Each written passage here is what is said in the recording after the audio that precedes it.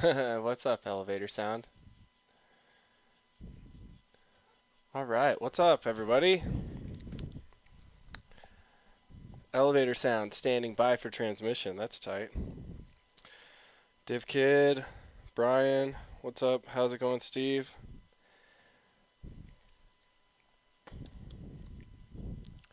So, yeah, we are just hanging out doing the online trade show thing.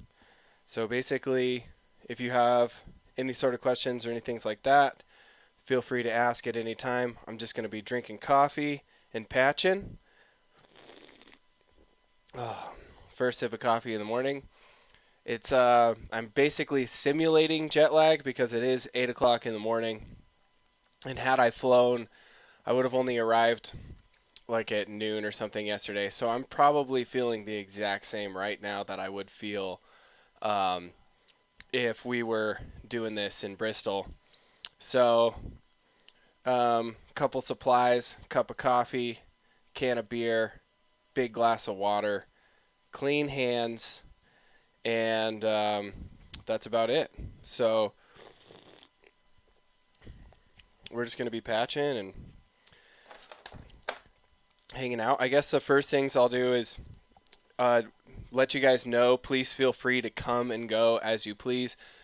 As like a normal trade show, I expect to be talking about the same thing kind of over and over as people come in and ask new questions about new stuff um, and old stuff too. Don't feel like you only have to ask questions about new stuff. Um, this is the rig that I have. So if you have questions about any other modules, then I will probably have to just kind of explain those and then take it down mentally and do a video about it. Um, as far as what we're going to do, um, yeah, and then as far as new stuff, if you're just curious about that, I've got a bunch of new cool um, things. So first up is Select. That's our newest module. That's out now. And Select is a 3-channel switch. And you can get that on our website, at Elevator Sound, at all of our places, and at all of our dealers. So that's a really cool thing. You can use it for audio or CV, and the switches can go bi-directional, and they are CV controlled. So it's not a sequential switch. It's not one destination to a bunch of different, or one source to a bunch of different destinations. It is actually just either two sources to one destination or the other way around, one source to two destinations. This is really great for using for things like, yeah, Pittsburgh Modular. It's really great for using for things like switching between two different styles of sequencers, um, or sending a voice to two different places, or using for effects routing, things like that. My go-to use is for sequence routing. So I'll use like my computer and then Metron and Volterra, and I'll switch between those two. Select does have normaling from the actual physical switches down, so you can just use the top switch to flip over the two or the next two.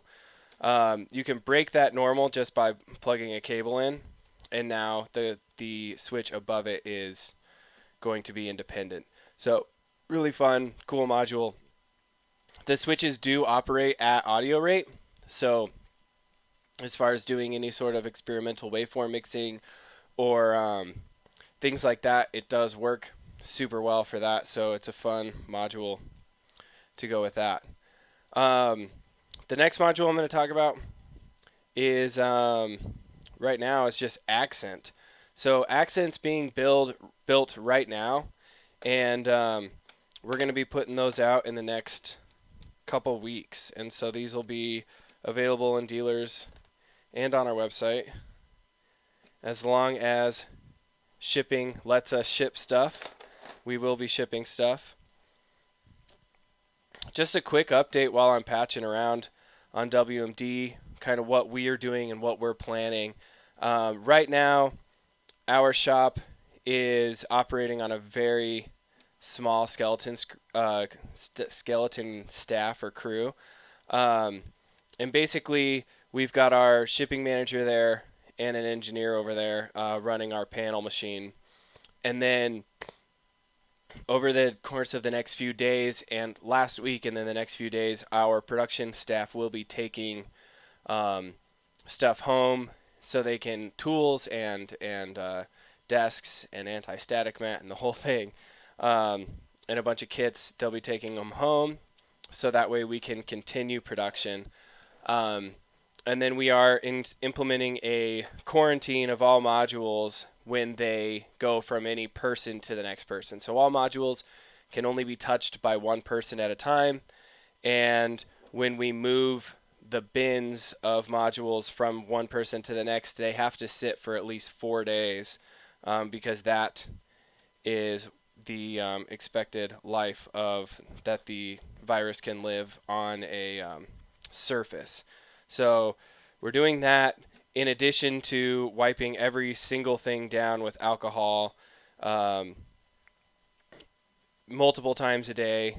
Everybody's responsible for their own workstation and covering their tracks. So wherever you go, everybody has alcohol, and we're just cleaning up after ourselves and making sure that everything is as isolated and clean as we can possibly make it. Okay, so what did I do here? Let's do it like this.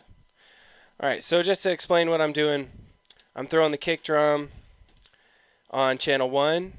Fracture is going to be on channel 3 and 4. We're just going to use the triggers and tick, and this is of Metron. And then I'm going to take another short cable, and I'm going to go out of output number 2, and we'll run that into Crater, into its accent input. Actually, no, we're going to use accent for that. That's the whole point. So we're going to take accent, which is our newest module that's coming out in a couple days, couple weeks, I should say.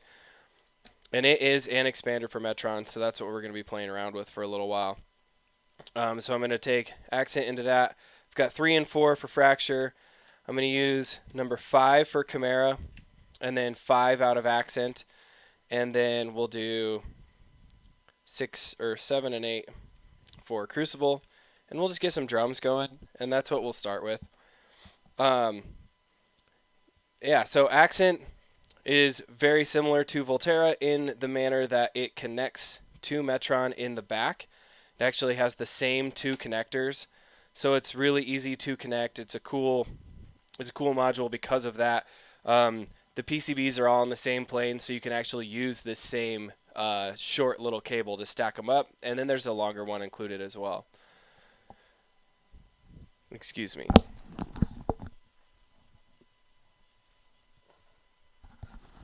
It is March here in Colorado, so my allergies are a little bit going a little bit crazy, so I apologize for that if I sneeze or anything like that.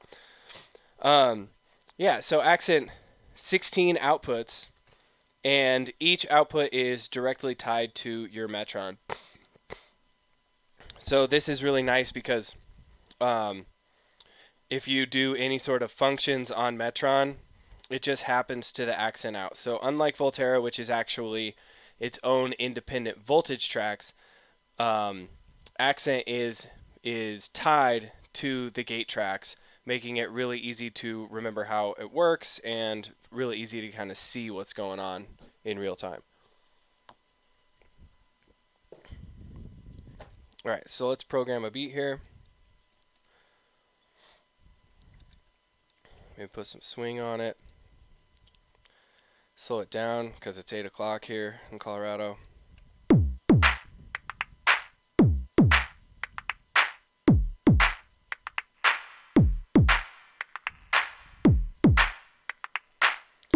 Alright, there's our beat. And let's put on some Chimera. And as you saw there, I'm pretty used to using this lane as accents. But what's really nice about having the actual accent module is that you no longer have to burn a track on accents. So I'm going to add some accents to that Chimera line. And so that's track number 5. How we do that is we just hold the select button, and now you can see that all these went dim, but they're still a little bit, they're still on to let you know that there are steps there. So if I turn some steps off, you'll see it still indicates where your steps are from Metron. And now to add them, you can either hold the step and hit the button, or what I like to do is just hold the button and then hit the steps. So we're going to add some accents here. There we go. So super quick. Oh yeah, thank you so much for reminding me. Appreciate it. Yeah, anything that I forget to do, just tell me, because I will, I'll just roll. So yeah, thank you, HR Terror. So here you go. This is accent right here. This is the one that we're working on. And we've got that going now. And you can see right here, now that I've got the camera lined up, you can see my accents right here. So accents are laid out in the same way as random, gate, and burst. So the probability and bursts and gate. So remember, if you add different gate lengths, it breathes, the LEDs breathe, which means blinking, to let you know that the value that's on the screen is present on those steps. So that's what a breathing LED means, right? So a gate, if you have a gate on a step and you're viewing that, it's going to breathe, letting you know that there are that value of gates there. If you do bursts, it's going to be the same thing. And so if we go over to accent here, you can see it's the exact same layout now. So you just hold this and you can see, okay, cool, there's my accents. So now if we do a duplicate pattern length, take this out to 4 bars, we can see that our accent track was also duplicated. I'm going to go back to 1 bar. I'm going to change up our pattern a little bit. So I just did a random pattern. You can see that the accents are still there. If you want to add the accents to all tracks, it's just like bursts or gates. You can turn them on to all steps or off all steps just by going into that mode and then hitting the track button. And I believe that works on track group 1 through 4 right now. That is a bug I found yesterday. So we are working with beta firmware right now, so bear with me on that. If I do find anything, I'll just be writing them down and we'll fix them before we get them out.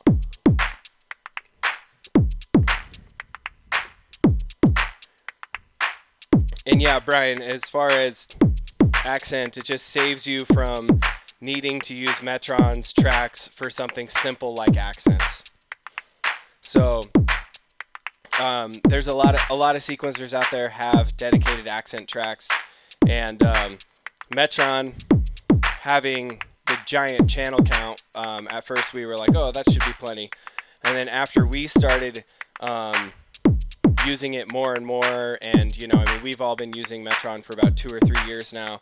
So the fact that we've been using it so much, we realized that we would always fill our Metrons up and need more tracks for accents, especially after we started developing more modules that could use an accent track.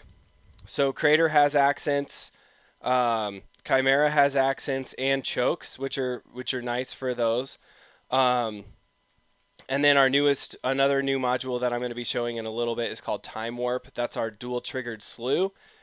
That one works really well with accents. So it's really nice to just say, okay, this is my gate track, and I know that it's my gate track, so I'm going to use that accent track to trigger my slides with my triggered slew. I saw someone talk about the black mixer.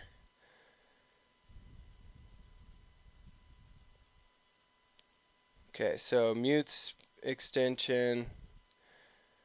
Yeah, so this is a normal performance mixer. I know. I think William said that we were not going to be doing that, and we were not going to be doing that. And the main reason is we didn't want. It was actually going to be. I mean, it's a lot of work to get all of the suite transferred over, and so we did the mixer LE just to try and help anyone who really really wanted a black one, and also to make a cool product that we thought was fun. And and then as far as the mixer itself goes, we ran out of panels, and the machine that we use to make our panels in house, to make the silver panels, is just not going to work anymore. So it officially broke, and we are just decided that we are going to be moving the entire WMD line in cord, as well as the performance mixer. WMD SSF, we still have a bunch of those silver panels, so we're not taking that line over. But as far as the mixer, we're going to do the mixer first. And then, yes, we will do the expanders. The one thing we wanted, if we were to do it, we wanted to do them all at the same time.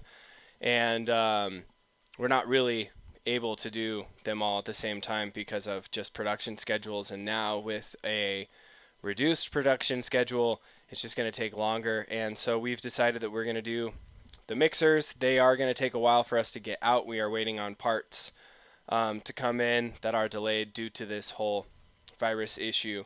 So we'll be doing those, and then we will be selling panels as well on our website. I know tons of people have been asking me about panels. Again, we have to build them. We have to make them. So we make everything in-house here in Denver. And then for the panel kits, the reason why, there's a few reasons why it's taking so long. Number one, we have to physically make all the panels. We have to make extra for anything we're making. And then we have to kit them. And what I mean by kitting is what we're going to do is we're going to get them all retail ready. So cleaning these up after they've been engraved is kind of a task. You got to rub them really hard and get all the burrs off and make sure that they're really beautiful and safe to handle. And then we're going to put them all in retail ready bags, in their own bags and things like that. And then they will have, they'll come with new screws. And then we have to make the documentation on what you're going to need to buy yourself in order to make it happen. There are some special tools required with some of the modules and things like that. So just please bear with us. I know that it's been taking a long time, but we're definitely working on it. And yeah, as far as the black mixers, we did get 8 of them shipped out to Schneider's, as someone is saying in the comments. So that's pretty awesome that you got one already. And we'll just be shipping those out to dealers as we get them. So again, please just have patience with us.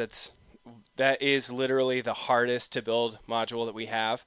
It is the longest build time module that we have. And as it's the most intense, we only have 1 or 2 employees who build them at a time. And right now, with the quarantine going on and things like that, we just need to make sure that our employees are healthy and happy and able to do the work. So yeah, it's just going to be taking a little bit of time. Yeah, no problem. I'm sure I'll address it again throughout the day. But yeah, so as far as what WMD's plan is, we are working on keeping things going during a mass quarantine if it happens here in Denver. We have not received any sort of order that we need to close down. We don't have a shelter-in-place order quite yet. It might happen this morning. I don't know. I'm going to have to watch the reports when I get done with this and find out. But as far as I know, we're able to go to the shop and do our thing. We have had massage parlors and massage places, tattoo places, and hair salons are all closed. So, and then all bars and restaurants and stuff like that. WMD SSF right now is not going to come out in black. We have plenty of panels for those, and some other news. I'll be talking about those later. So, not today, but at another trade show. So, but yeah, as of right now, we're just working on the WMD line. Another thing with all of this stuff going on is we really just have to choose our battles and focus on kind of one thing at a time. And right now, we're really just focusing on the WMD line. We do have lots of WMD SSF modules in stock, and so that's what we're going for. Yeah, I know, right? I actually just want to go to a bathhouse, but that's probably the worst place to go right now. Get my sweat on, you know. But yeah, so all places like that are closed. All right, so here's our beat. Let's get back into making music. How about that? Is this sound all right? Oh yeah, dude. As far as black conversion kits, they're gonna come with everything WMD. Will eventually have one. Well, I hope, right? I'm hoping that everything WMD will eventually get a conversion kit. All right, so here's number 5. This is our track for the Chimera. It also has accents on it. I'm just gonna nudge it around, and now you'll see that our accent tracks nudged as well. So again, those are all a part of the track.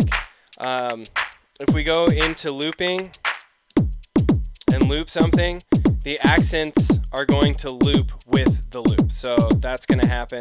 If you record a loop, you're going to record in those accents as well. So all of that is, again, tied to the track that it's a part of. So I'm going to clear that out. We'll start over here.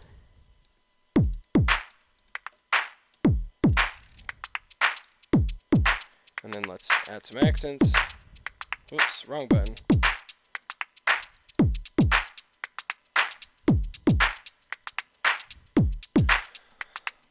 All right, cool.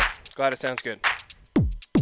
All right, so those are all a part of the track. If you're gonna roll, let's see what happens with roll, right? So let's go over here. We're just gonna say I only want this track to roll.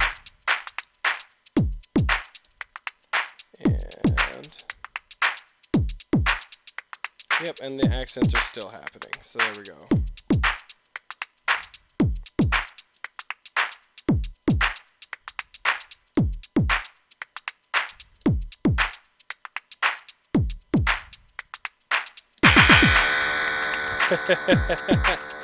That crucible is turned up way too loud. Sorry if that scared anybody, because it definitely scared me. Let's add some crucible stuff. Let's make it sound like a cymbal, why don't we?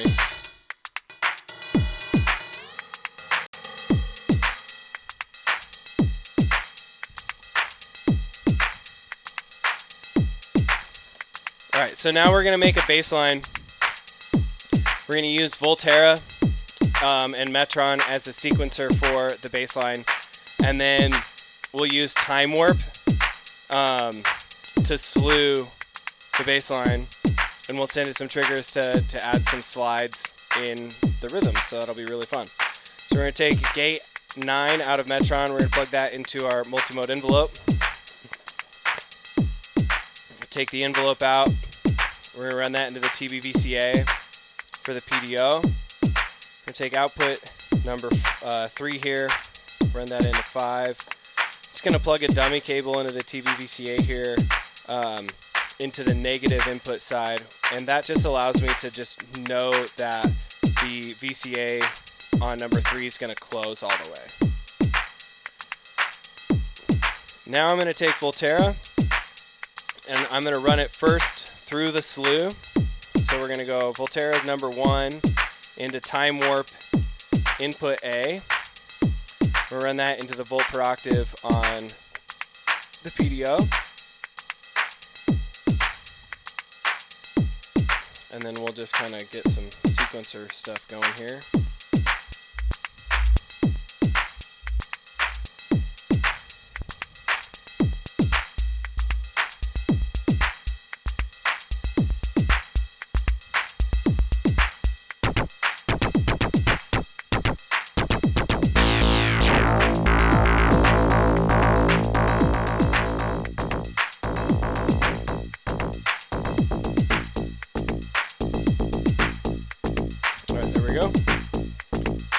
just make a sequence here. So I'm going to go in and change my scale here. That looks good.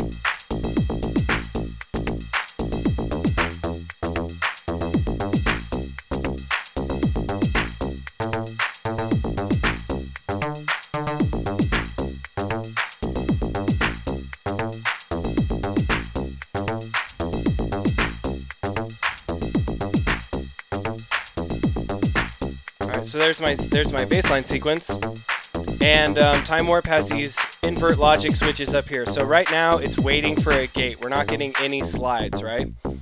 So I can turn the invert logic switch on, and now we're either inverting the logic that's coming into the gate input, or we're just turning on the slide.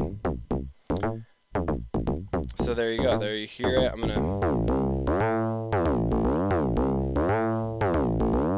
And so now we're just getting slides all the time. And turn it back down and hear the difference. It does have a very long slide time, so you can get there if you need to. Alright, another really cool feature of Time Warp is the symmetry switch. So on the left hand side, it's set up as a dual channel slew where each knob has independent control over each side's slew, both rise and fall, just total slew time. What's really so this switch, if you turn it to the right, you can now choose if you want to rise slow or fast or fall. So you can say now that this is an asymmetrical slew. So right now we're saying only slew when you're going up, and then every time you go back down, just snap back down. We'll change that and do the bottom knob here. You can hear that every time it goes up, it just gets there really fast. Every time it goes down, it slides to the note.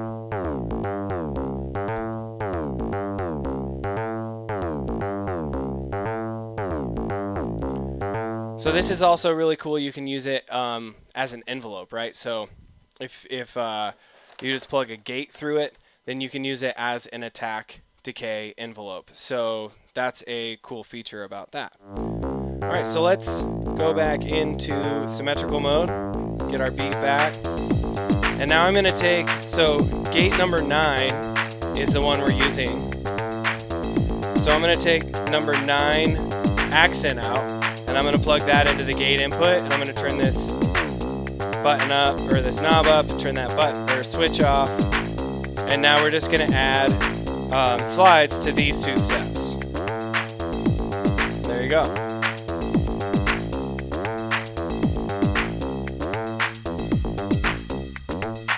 So you can see that that LED is coming on to let you know that it's sliding, and it's also letting you know that you've got and it's also letting you know that you can invert the logic. So if you flip that up, now it's on every time except for when it gets a gate, which is a cool, fun performance thing to just kind of be playing around with, right? Because it does change up the sound quite a bit. So there we go. Now I'm going to flip it back. So that's a fun way to do it.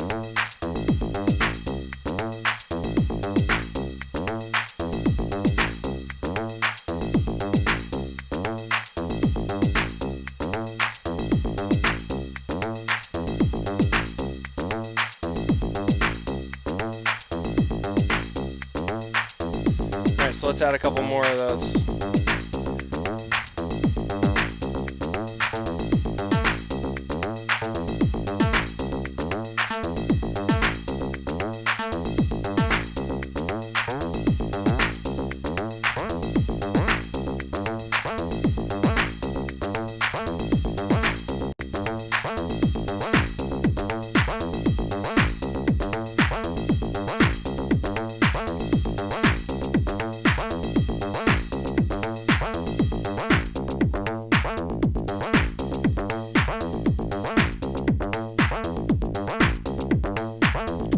Got to get my heart rate up a little bit, you know? That jet lag.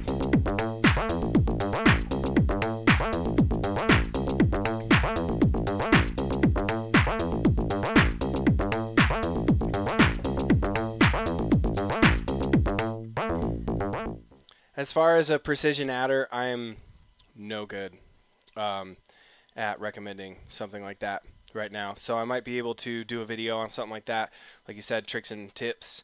That's something I can do a little bit of research on and then talk about it. If anybody out there has any recommendations for a precision adder for the uses Acid Energy's talking about, running Volterra through it and then being able to transpose the sequence, that's definitely an awesome idea, and precision adders are great for that. But I don't have one, so I can't really talk about what the best one is. So I'll let you guys talk about that.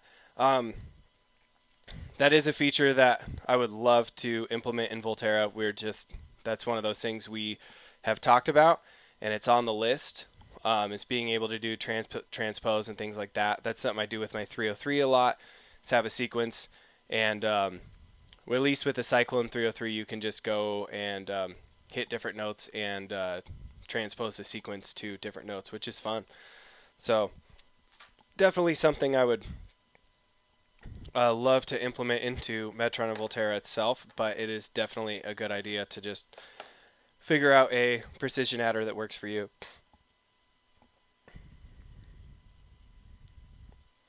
Sweet. Thank you, DivKid. And yeah, for those of you who don't know, and if you didn't find out about this through DivKid's list, go to I think it's DivKid Video. Is it divkidvideo.com? And that's where he is hosting a list of streams that people are doing because of being affected by the virus. So a really great place just to go see stuff that's going on. There's also a Facebook group. I'm sure there's a ton of Facebook groups for live sets. Brian, you might remember this one that Rolf was sharing. But yeah, there's a Facebook group, and it's talking about lives, or that just is a list of live sets, places where you can just go to find live sets. And that is an amazing resource. I mean, I watched Claude Von Stroke do a stream yesterday. I know that there's tons of people doing hardware sets, DJ sets, just good music, fun to hang out with people, and just try and stay social while this is all happening. All right, so where are we? What else can we do here, guys?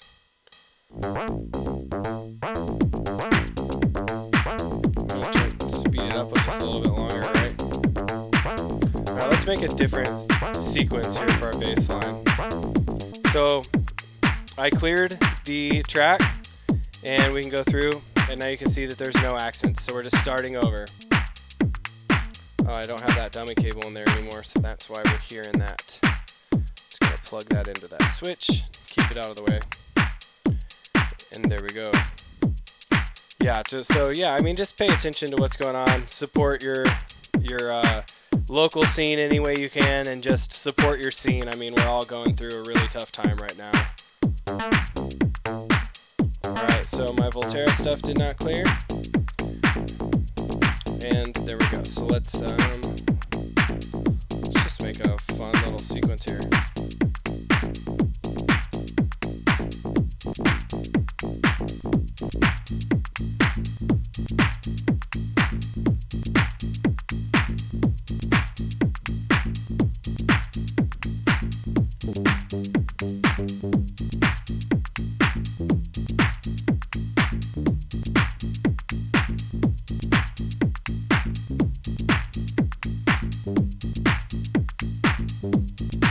Add that slide there.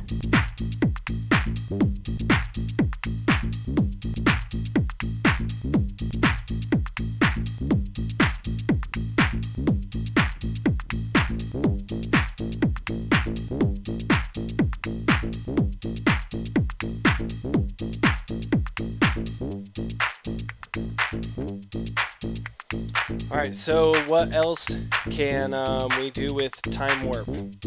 So right now we are using it as a slew, and we're hitting it with the slide from the accent to give it those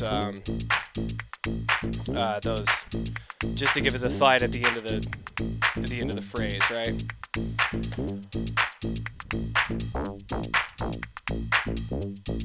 All right, so we can also use it as an envelope. So I'm going to turn both knobs all the way to as fast as they can go, and we're going to go to the asymmetrical envelope, or asymmetrical side. And what should we use this to envelope? I'm just going to run this spectrum. We'll run it through this pole 0 here. And then we'll run the pole 0 through the DVCA. And then I gotta find some more cables. This is the thing about trade shows, man. You never bring enough cables.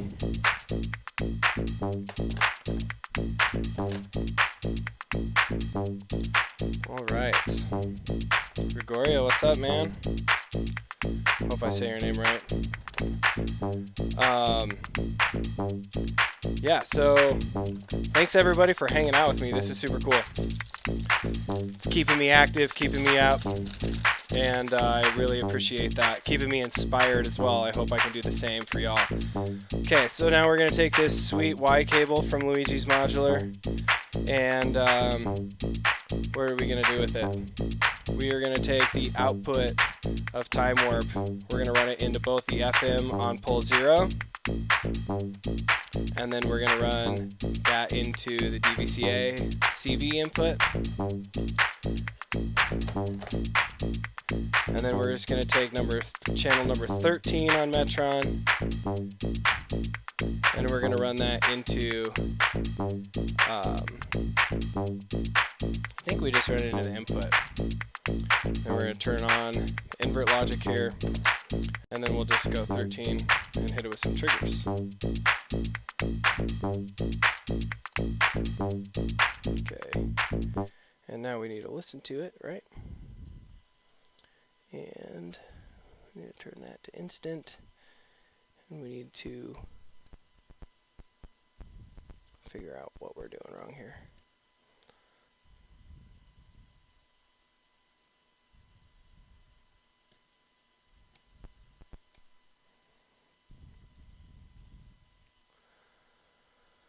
Number 13.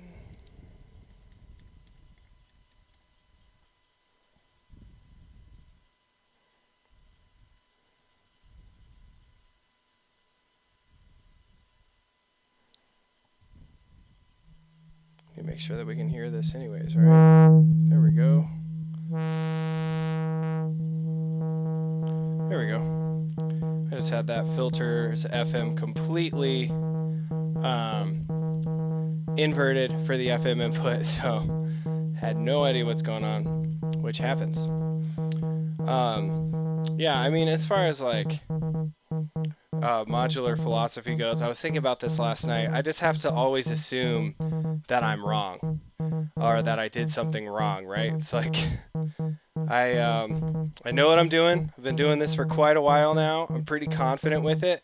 But last night I was redoing my own personal case, and I was putting my performance mixer LE in with my DB25, and man, I was having the hardest time getting all the cables in the back plugged in, and then I'd put it in and then it just wouldn't work right, and it was like I kept plugging it in wrong, so I just had to assume that I was always wrong, because if I didn't, I would just get frustrated and not know why I was doing anything. Okay, so number 2, we're gonna give this guy some melody as well.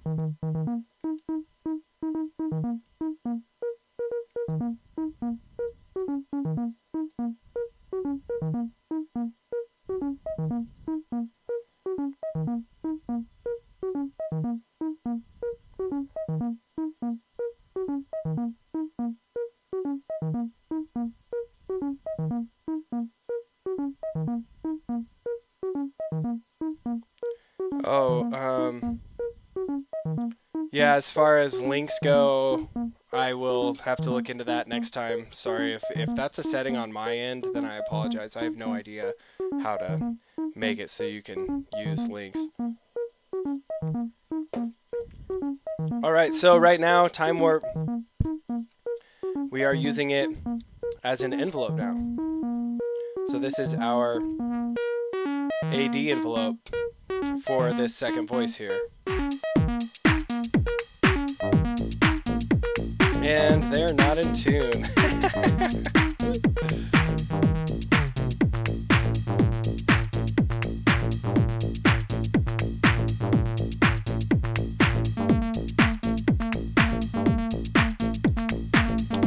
Pretty much had a 99% chance that that was not going to be in tune, and I just went for it anyways.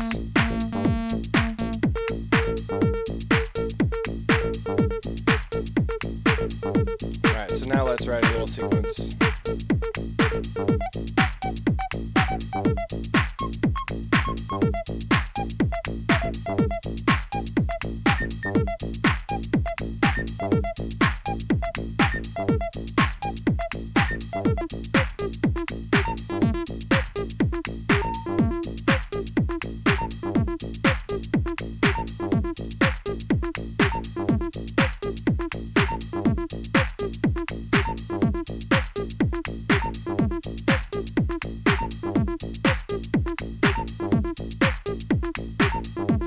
Okay, sweet. Thank you for that, Ben.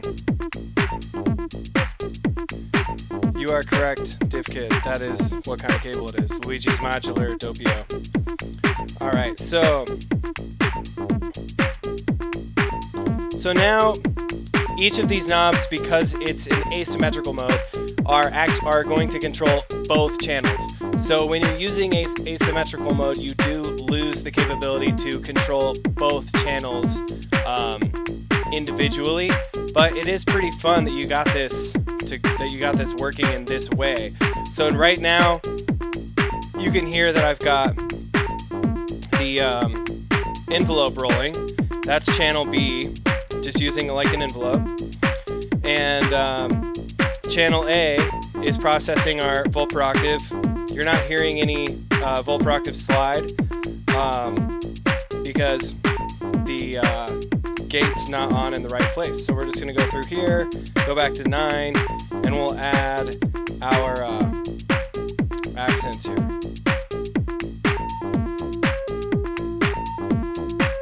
So yeah, you can hear that it is working. Maybe not the best for this melody, but you can still use it, which is kind of fun.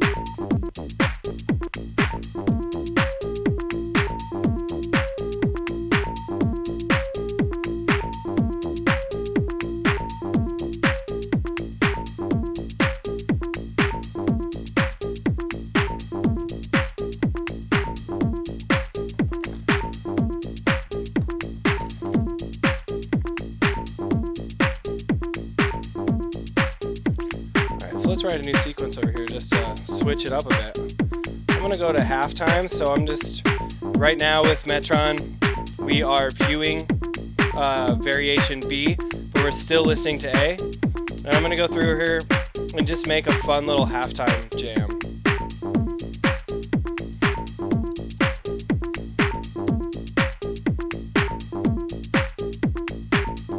I'm just going to make our accents on the downbeats for the Chimera. We'll go through here, change up the crucible pattern, and then as far as, this is the crucible pattern, so we'll just nudge that over here, and then we'll make a new bass line.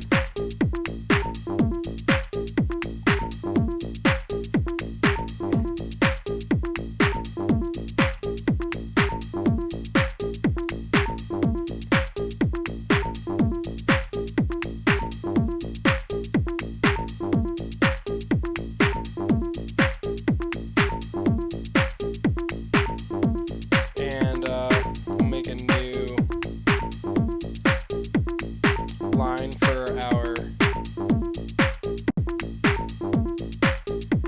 second voice here.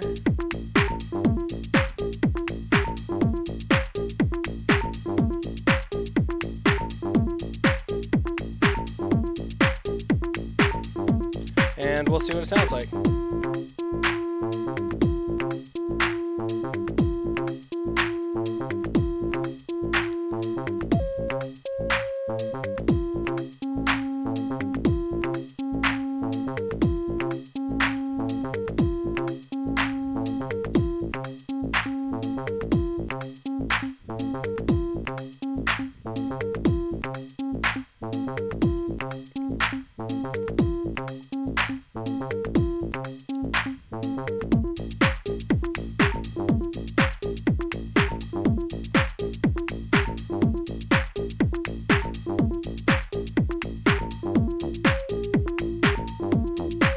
So that's kind of fun. You can hear the spectrum line get longer and longer, and the bass line slew more and more as I turn the knob up.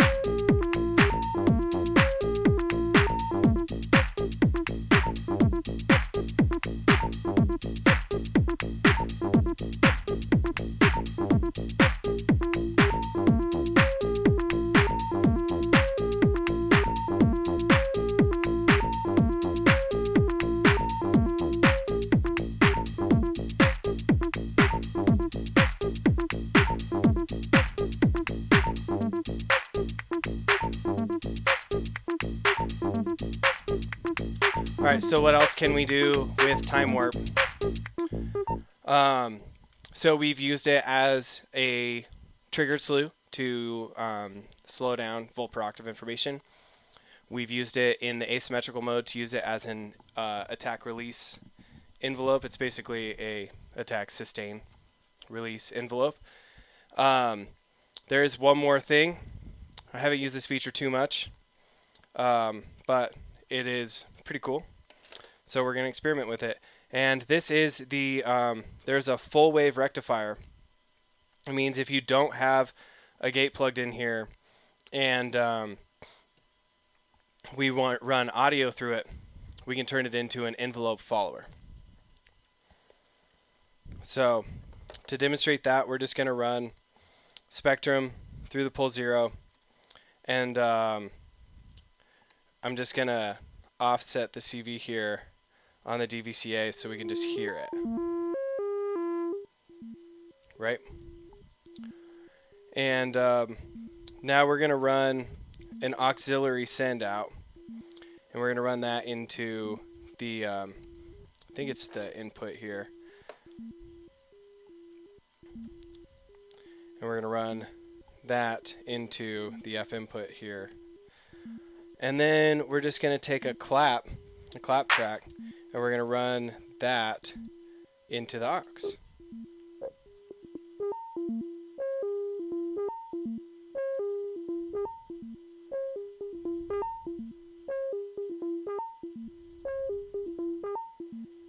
And now you can hear we've got this filter moving just to the clap. So I'm going to add some more things in here. I'm going to add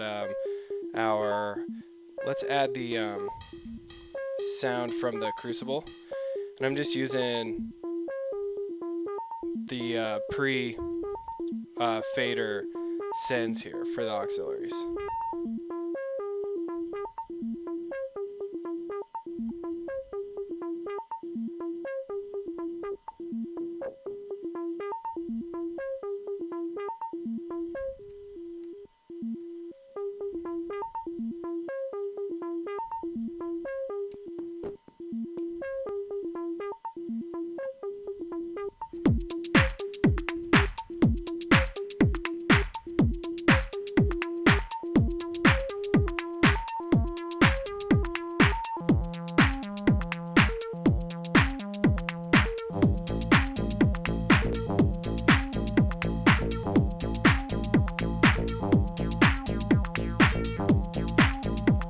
So yeah, now we are using the audio coming out of the mixer as our envelope source for the pole 0 filter.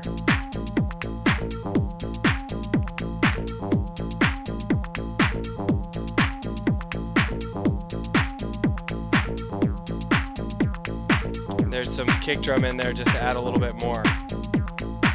So let's listen to it just by itself again.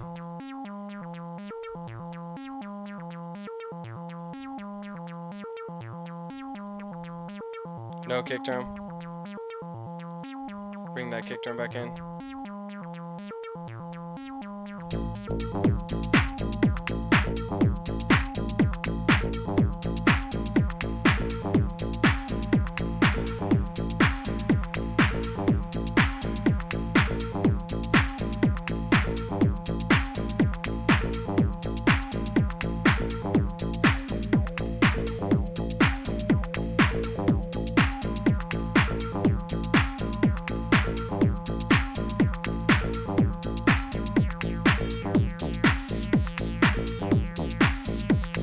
Again, now we're using the right side, and we are using it as a asymmetrical mode. So the left side we're using to process the CV. Right side we're using as an envelope follower. So it's following the incoming audio and spitting an envelope signal out. And that's controlling our high-end kind of melody there.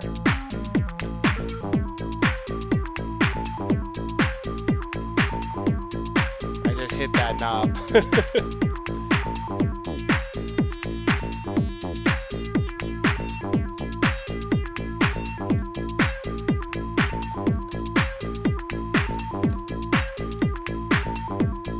Alright, let's do that halftime again.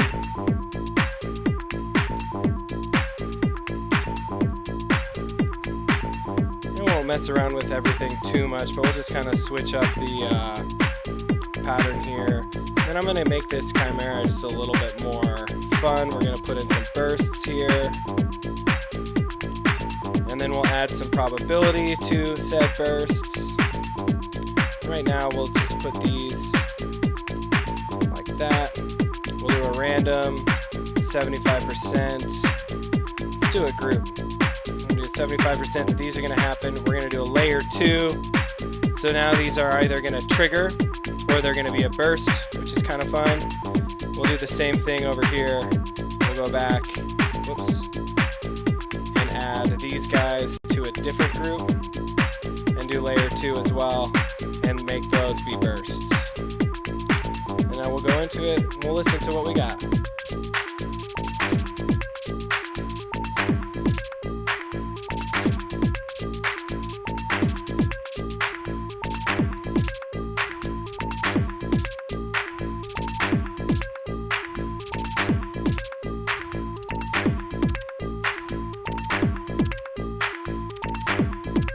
I turned everything to that guy, but we still got our secondary burst here. So I accidentally turned everything to a 10% probability, and then these guys are still on their group probabilities with the burst. So that's actually kind of cool.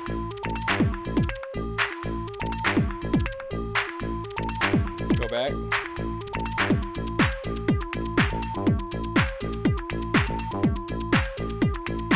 Alright, let's turn this guy down. Then let's bring in our master section here while we're hanging out. Just gonna find some more cables here.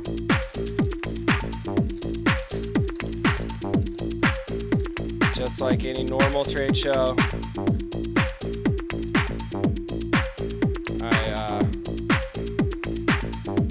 have enough cables, so we're gonna keep searching for more. And short ones, man, short ones are always the hardest, right? All right, I'm not sure what you meant by make gates with the POTI. Sorry if something really obvious and I just am not figuring it out. It is 8 o'clock my time, but we're on trade show time, so it's not 8 o'clock. Whoops. There we go. Why don't we let's bring in the muscle here as well.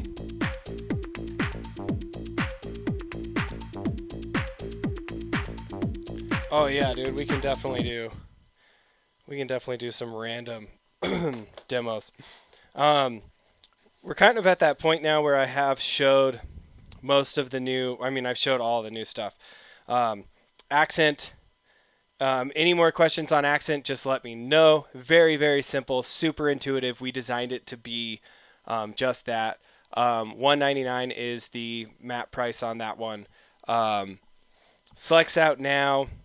I'm pretty sure that that's $139. Might have to check our website.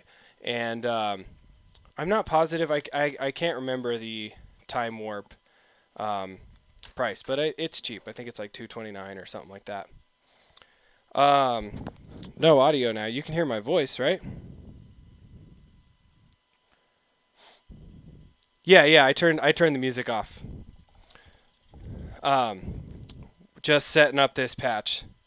Thanks for letting me know. Yeah, so I just plugged.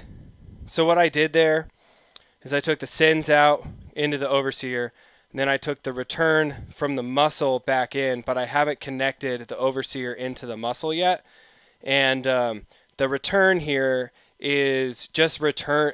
The return here replaces everything in the master on the performance mixer. So it's waiting for its signal to come back through. So once I plug this in, we'll hear it. Hopefully it's not going to be way too loud.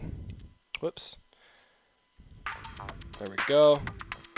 Nice and filtered out because we got that overseer filter.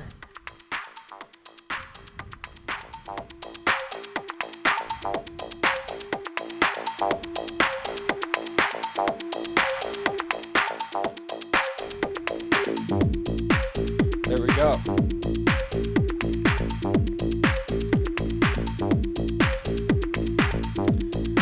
Okay, PM performance mixer levels. So this is a question I get quite a bit, and the answer is, it really, number one, it's going to depend on how hot you're mixing. If you're mixing really hot all the way to the top of the level meter, and you're going out of these main outs on the mixer themselves with the master knob all the way up, you can hit modular level. So these are unbalanced outs. These are modular outputs. And what they let you do is, and then with this master knob, you can attenuate to anything that you need to, right? So right now I have the master knob at about 75%, and that seems to be perfect for the input of my mixer. I'm using an Allen & Heath Q16 as my mixer to mix the performance mixer sound and my vocal sound, and then I'm running that into actually a separate audio interface for my PC, because for some reason OBS, my streaming platform, does not like my Q16 as an audio interface. So we're just doing what we can with what we got. Okay.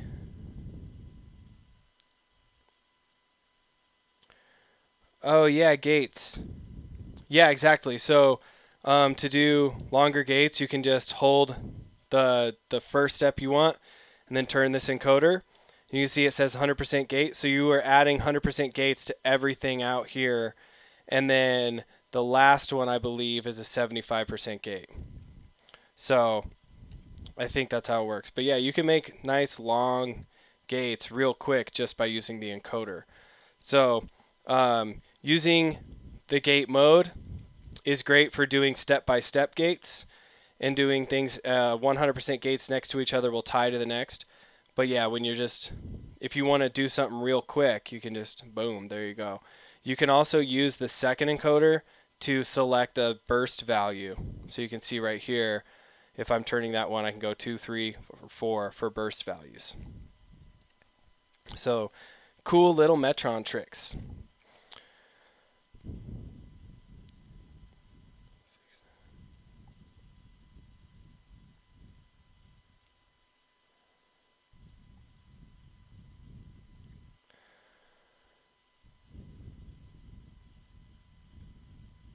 Oh, so as far as accent goes right now, um, the main the way that it's going to come out is that all accent moves are going to be tied to the track. So they're going to be fixed with the track. So if you nudge the track, you're going to be moving the accent track as well. We've experimented a little bit with giving more independence, and we found that the most intuitive thing was just to tie them all together. As soon as you start giving it more independence, you start thinking about it more like it's an individual track, and it actually doesn't have the power to be an individual track. Metron and the expanders, as far as memory goes, we can't just make it 16 individual more tracks. There's just not enough actual memory to do that. And then as far as the interface goes, it'd be kind of a nightmare, but I'm sure we could figure it out. But it's just not really possible physically for us to do that. And the more that you think about it like an individual track, the more and more things come up. And so we decided that to make the most effective product that we possibly could that's meant for accents, that we would tie each output to the track and try and make them as tied in to the tracks as possible.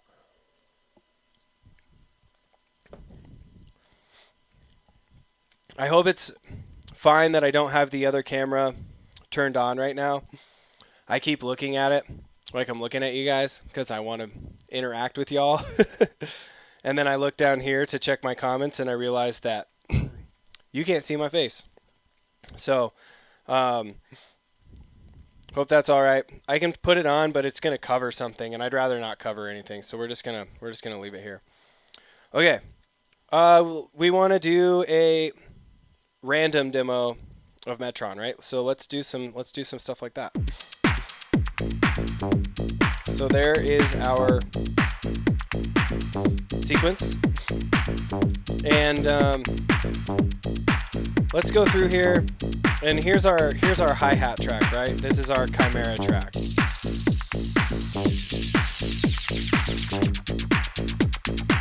I love that sound, man. Okay, so the first thing that random can do is random pattern generation. So you can just hold random and then hit the track that you want to generate a random pattern on, and it'll just generate a random gate pattern. This is especially fun if you take your pattern length and make it shorter. So I've made this hi-hat track a 9-step pattern, and then I just hit random inside of it, and we're just getting different random gate patterns within that pattern length. And that's kind of a closer thing to like a Euclid pattern, right? Just getting spaced out gates in a set pattern length time.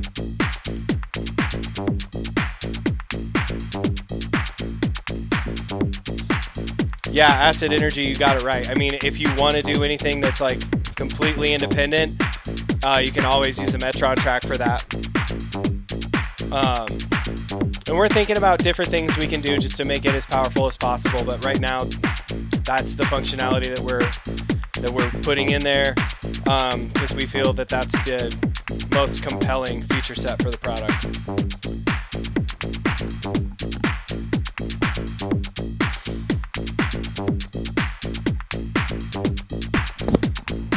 All right, so we have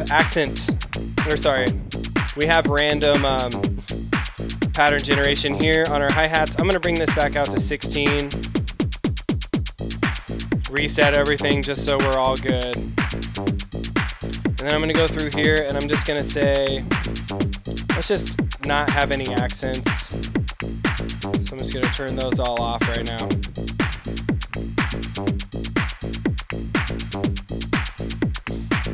Alright, so now we can go into random mode, and this gives us probability features. So I just tap that, and now you can see on the current step window, I just hit the encoder, it says 10. This means that any track that you, or any step that you assign in this mode, it's going to have a 10% probability of that step happening. You can change that from 10 to 25 to 50 to 75. So those are the different percentages of probability you can have. And then you can go into this group setting. So you have A, B, C, and D. You can change the group probability percentage by hitting the button. So you can see 10, 25, 50, 75. And then it goes into the letters. And this means that if B is happening, A is not going to happen. Whoops. If A happens, or if B happens, then A is not going to happen. That's what that means. So those are probabilities of different groups. So I'll show you what we mean here. So the first thing I'm going to do is I'm just going to assign all these steps to be 50% probability.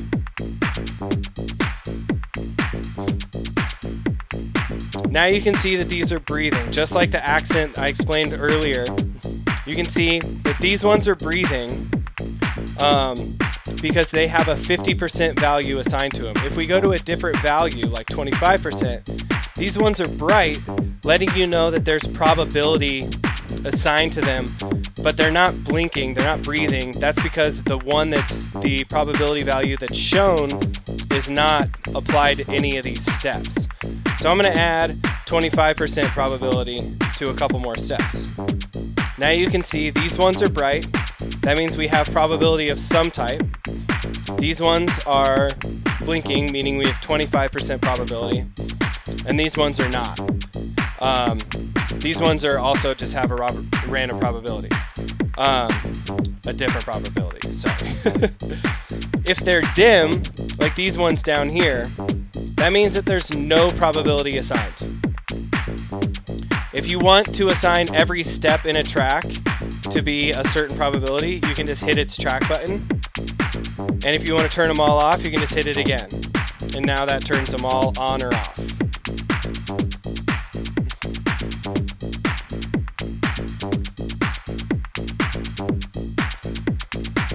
All right.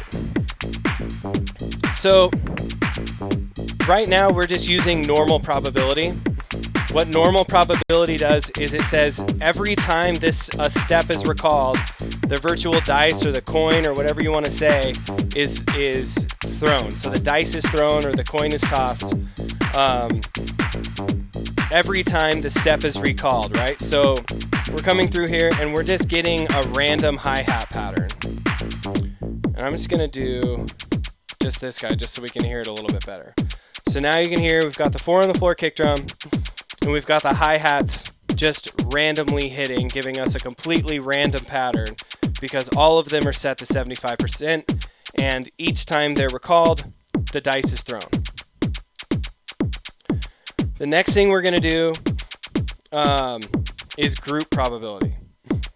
So I'm going to go through here and I'm going to say group A, and I'm going to change group A to 75%, and I'm just going to assign group A to every one of these steps.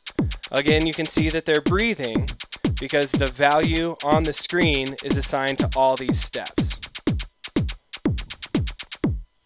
And now you hear that they're not triggering, right?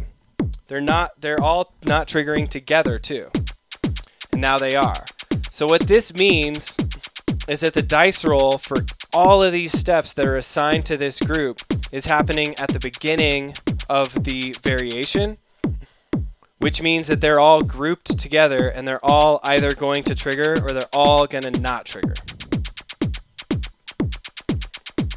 So I'm going to turn all these off and we're just going to clear this out real quick, and I'm just going to do 16th notes and make this a little bit more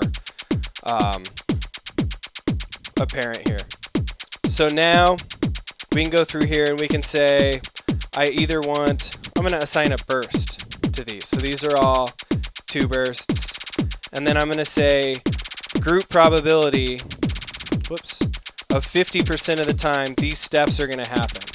So these are either going to burst or they're just not going to happen, right? And they're all happening together because they're a part of the group. So they're either going to happen together or they're not going to happen together. This is really great for fills.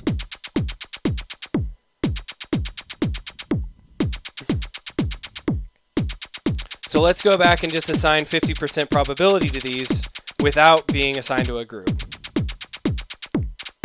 Now you can hear that some of the steps are happening, some of them are not. It's more of like a glitch kind of thing at the end.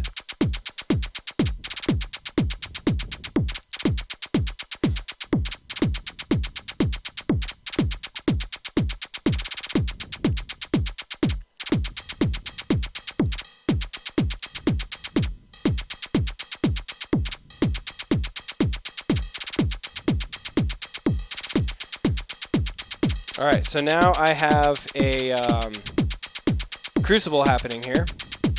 We're going to go into gate, go into random mode, and I'm going to use gate A again for the bursts here. So sometimes we're going to get these bursts, sometimes we're going to get nothing.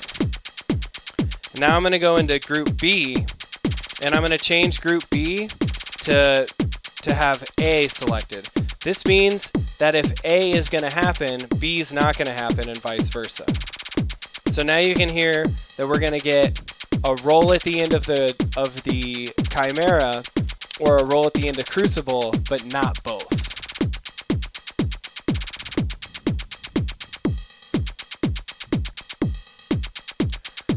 You can have a group over tracks. As far as probability groups go, you can have them across as many tracks as you want.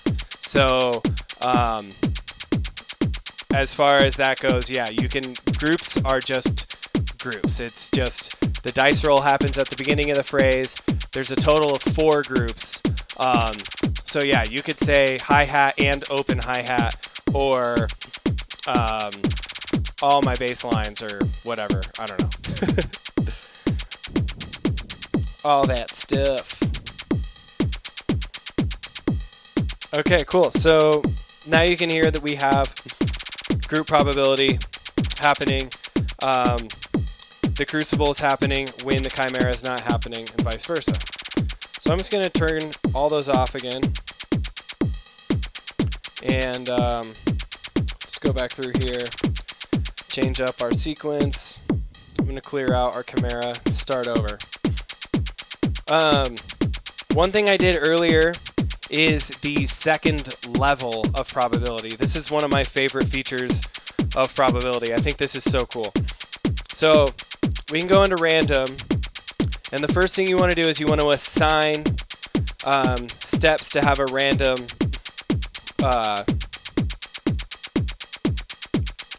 action on them. So right now I'm just going to say I want A 50% on the last, let's just do the last 6 steps here.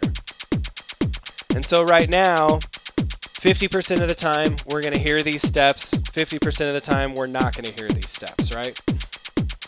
So we can hit encoder 2 like a button, and this brings us into layer 2 of probability. Now you can see we have alternate actions that can happen. So right now we're just alternating between steps or no steps. With this, we can say, I want to alternate between steps and a 2 burst, a 3 burst, a 4 burst, or even a 15% gate, 25% gate, 50, 75, or 75. So that's what you can do. So I'm going to go through here, and I'm just going to assign the bursts to these. So now, 50% of the time, we're going to get, whoops, I didn't get all of them. There we go. So now 50% of the time, we're going to get bursts. 50% of the time, we're just going to get normal steps.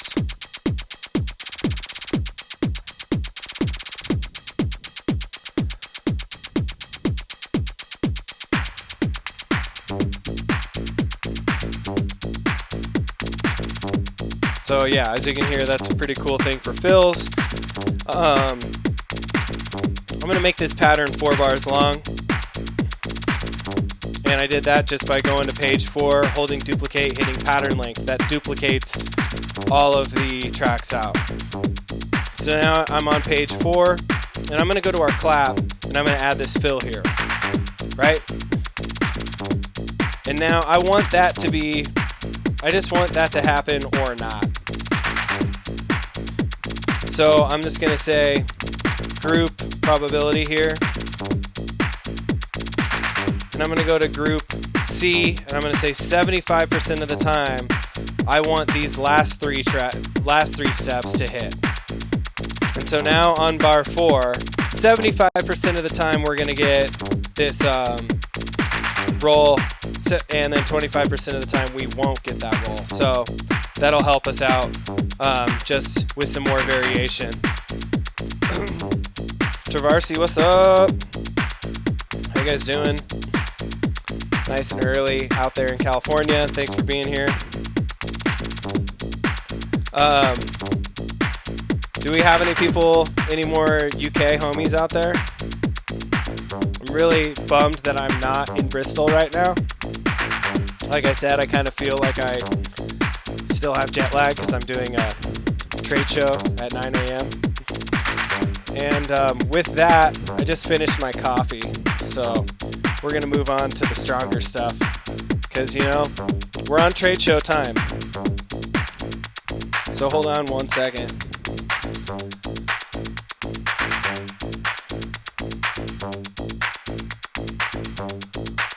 Flip over to this camera angle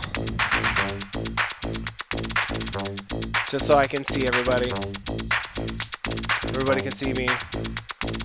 First beer of the day, 9:15. Why not? It's Saturday. It's trade show time. Cheers, all my UK homies. Hopefully you're sharing a beer with me.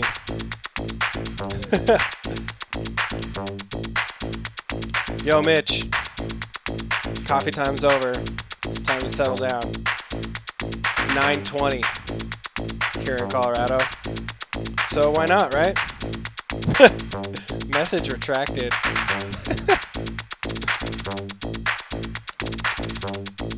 So again, cheers. Thank you guys so much for hanging out with me. This is awesome.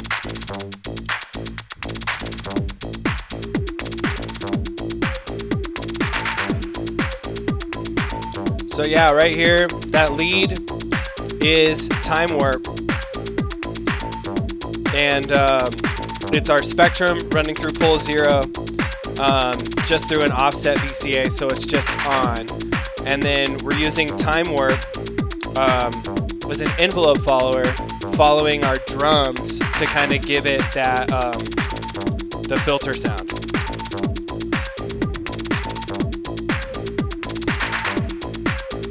Yeah, 9 o'clock, 20 minutes in the AM here in Denver, Colorado. So we're doing it. All right, so we can hear. I just want to hear that again because I'm pretty stoked about this thing. Just with the drums.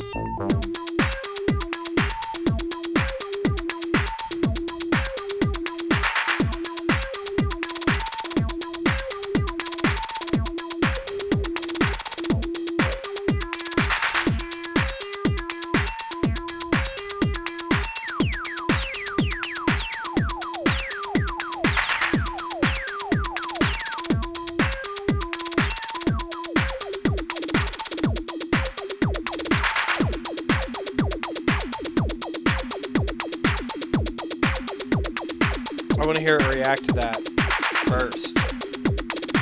Yeah, there you go. You can hear that.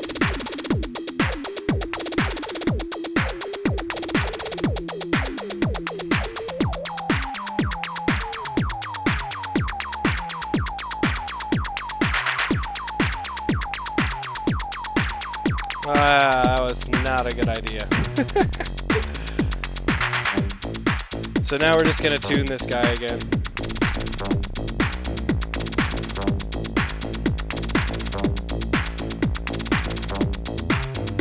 There we go.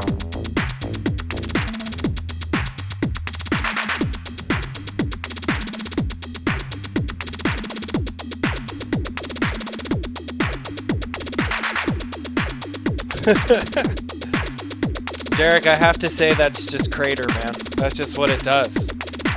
It's just a good kick drum. I do have the click all the way up, just giving it that fat attack.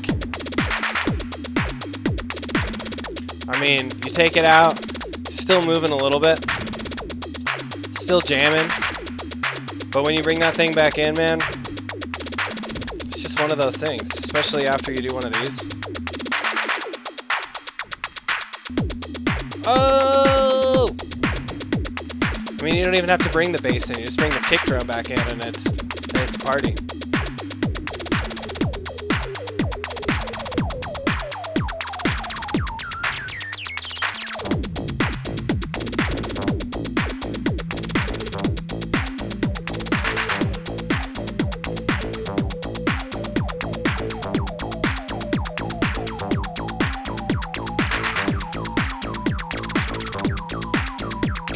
Oh man, I love trade shows. Corona bumps to all y'all. Corona bow.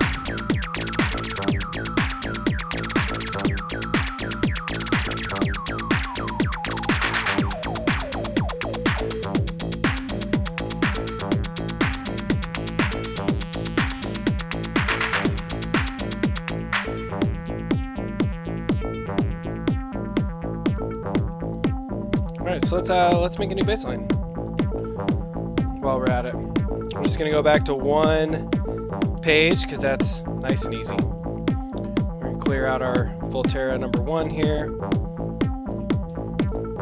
we're going to just make a new thing. And actually, I want to go an octave lower than I can, so I'm going to change my voltage range. For anybody who doesn't have Volterra, and Metron, what's really nice about using Volterra as a pitch sequencer is that each knob can have a different voltage range and different input quantization. So, and quantization only happens on the input, so it's only on the knob side. It's only on the side of entering the notes. So when you change those quantizations, you don't mess up your pattern, which is really cool, actually. All right, so we got knob number 1 here. I am going to change the input quantization to have negative 1 volt up to 2 volts. So, because I want to be able to go down an octave.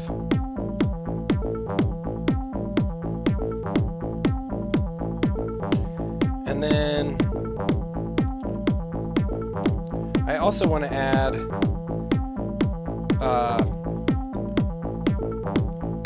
C sharp here, D flat, whatever you want to call it. D flat is what it's called here on Metron itself. So we just went through flats.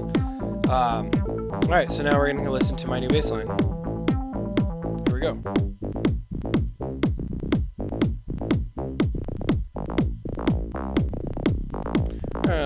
Let's make these guys an octave up.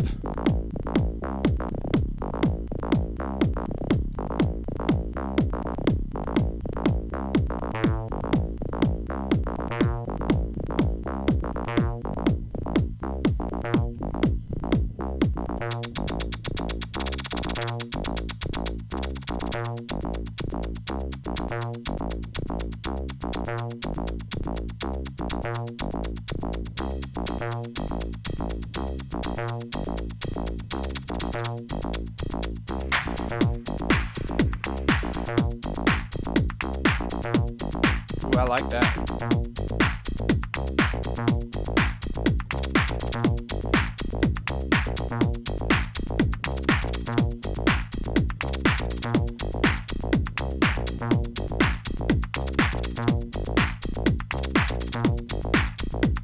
Acid energy, yeah, man. I totally agree. As far as putting them right next to each other, it's really convenient, but it's definitely worth it to put a couple modules in between if you can. I call this like my fighter jet setup. I love having Metron on one side, or Metron in the middle, and then a Volterra on each side. So we haven't gotten there yet, but why don't we just go for it? Right now I'm using Volterra as a pitch sequencer, obviously, right?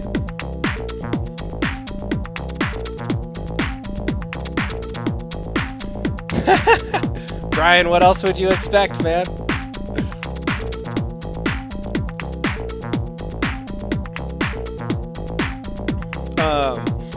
Yeah, I appreciate everybody hanging out. So the fighter jet setup, Metron in the middle, right side's doing pitches, left side's gonna do parameters. So I'm gonna take Volterra output number 1, and I'm gonna run that into decay on my fracture, and we'll just switch up the decays here. So first things first, let's change this to be 0 to 5 quantization. Do a long one and then a short one. It's a little long. There we go. Oh, I love that.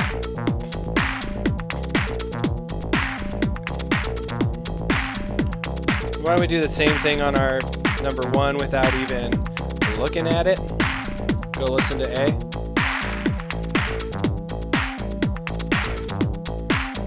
Ooh, that's kind of cool because this is a 4-bar pattern. We get the big one, and then we snap it back together, which is super fun. I'm gonna go back to B, and I'm gonna take that lead out. All right, so let's go to C here because I love this one and I don't want to mess it up too much. So we're just gonna go listen to C now. I'm gonna add triggers on all my ticks that are not claps. So we got that pitter patter in between. And now I'm going to go with Volterra number 2 on this side. I'm going to run that into the surface input. And I'm just going to wiggle the knob and record it.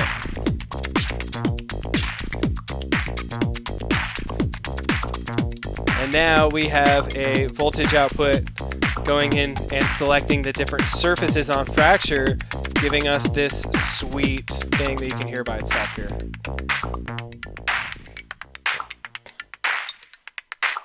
Ooh, let's change up the kick drum pattern here. And then bring it in here in a second. Just gotta wait for the 4s, you know, because why not?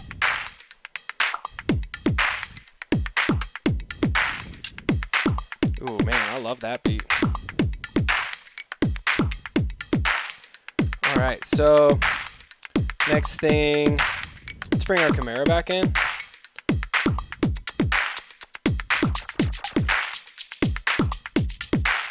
And for this one, I'm going to use the comb filter effect. And we're just going to run, same thing, we're just going to record some movement.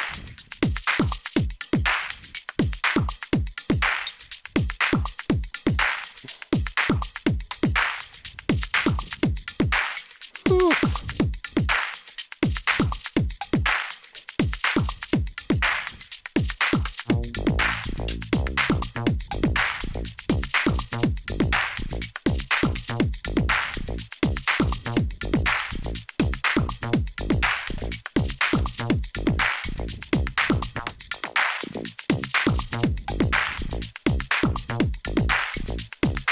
Let's add our last Volterra track here into the reverb on fracture.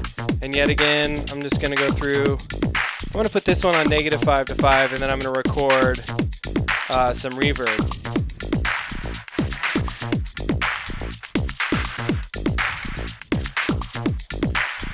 And so fracture has a built-in reverb. It's Hall on the right side and Room on the left side. And if you set the knob in the middle, actually I don't know if the knob really matters once you're using CV, but negative voltage is going to give you the Room side and positive voltage is going to give you that Hall side. So a really cool way to just add even more texture to the music. I mean, listen to the beat without the bass line.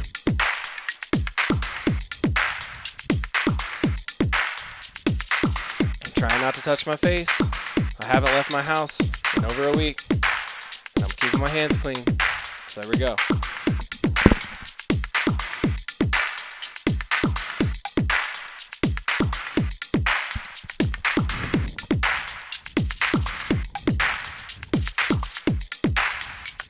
Then let's just go back to this other variation here.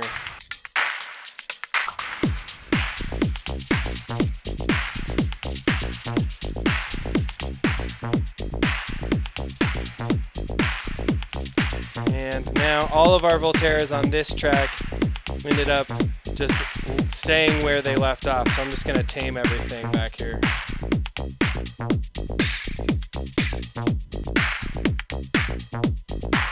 There we go.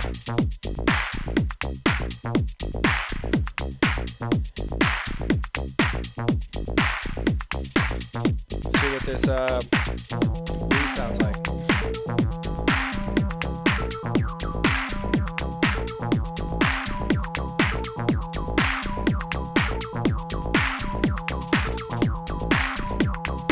Alright, let's hear the lead just using the bass line.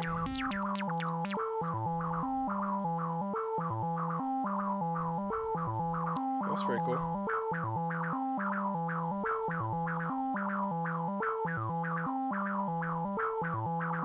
So that's just using this bass line to modulate the filter over the lead.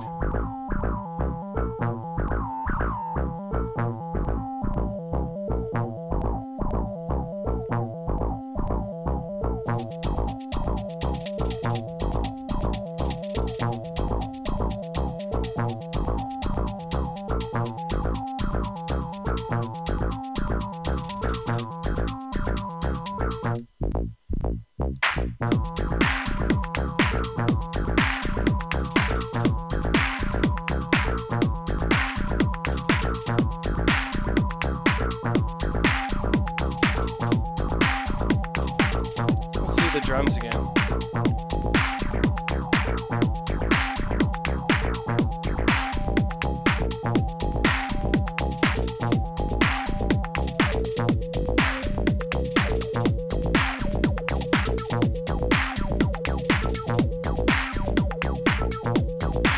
So you could use this envelope follower features like sidechain if you wanted to with a negative.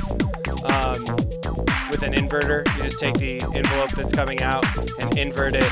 Most VCAs, you can use bipolar VCA that has inverting function, or just an invert module itself, and then go into a VCA. But yeah, I'm really digging what we're doing here. Neighbors, neighbors. Cheers to neighbors.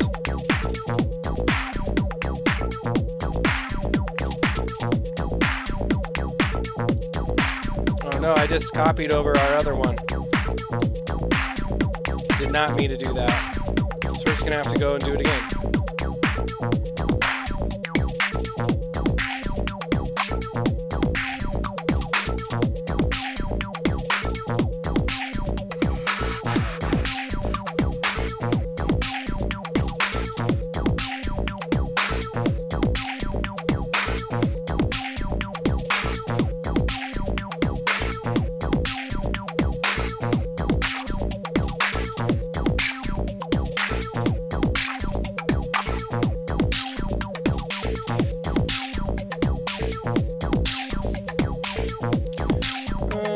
Copy this guy over, just so we have it in case we mess it up. Let's make a new line for our lead.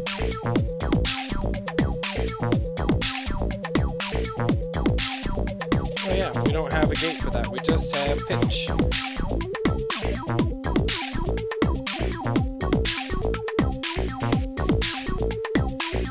With that kind of sour note in there, as Victor Wooten would say, that's a cool note. When you hit that note, that's what builds that tension, you know? The wrong notes are the cool notes, right? So you can emphasize that guy.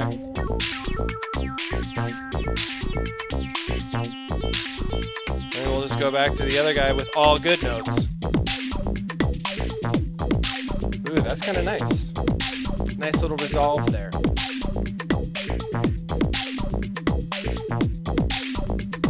I'm gonna go and switch the view so you don't look at my face anymore and you can see the mixer.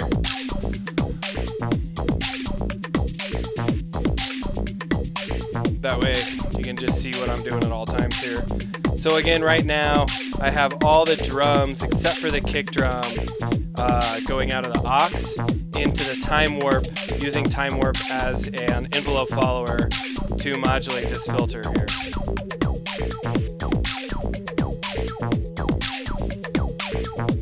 Let's hit those wrong notes again.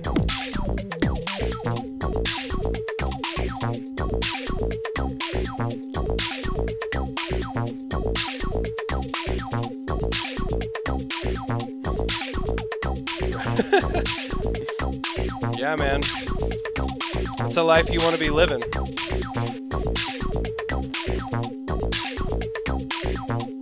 Alright, so I do have some extra Volterra tracks here. I'm going to run Volterra number 3. And obviously, this is a pretty messy patch, so I apologize for just pure cleanliness of patching. But when you're going fast, man, you can't be tying up cables all the time and making it super clean. Alright, we're going to run this into tilt. This is one of my favorite features on the Overseer, so check this out. Turning the Overseer on, I'm going to bring that kick drum back in. We're just going to filter it out a little bit here. And now we're going to record some automation. First, let's turn this guy to a 0 or a -5 to 5 volts range. And then let's record some tilt action. Whoa. I really hope that this is coming across in stereo for all y'all that are listening in headphones.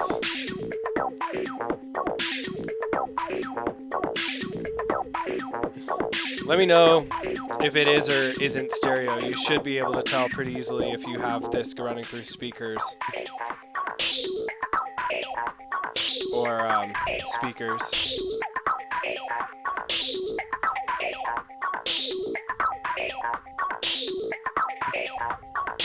Oh yeah, I mean, if you make a mistake, just make it twice.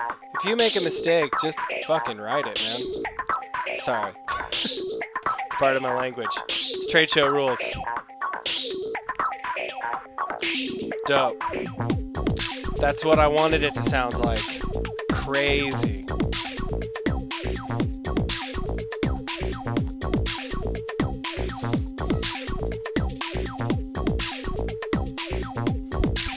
Alright, that's good to know that our stream is streaming in stereo, because OBS actually doesn't even tell me whether or not it's stereo.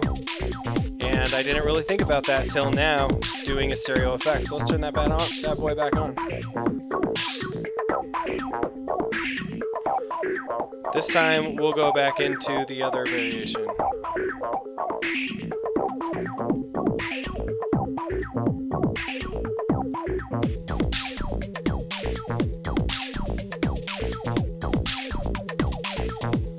Alright, so I have muscle turned on right now. Let's hear what it sounds like when we bypass muscle. So there's a switch on muscle with 3 modes. There's SC, in, and out. So in just means that it's compressing.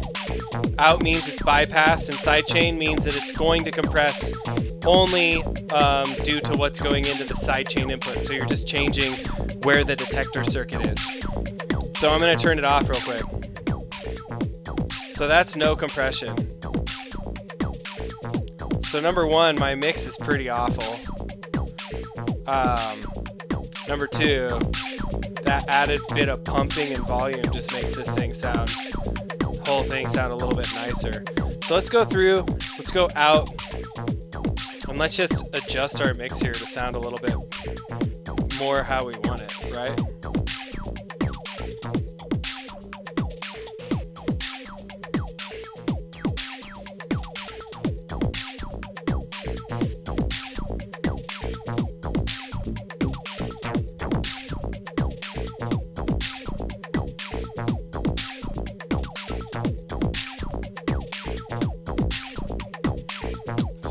These auxiliary sends off. Let's just not even listen to that lead anymore. Cool. Now let's add that compressor back in.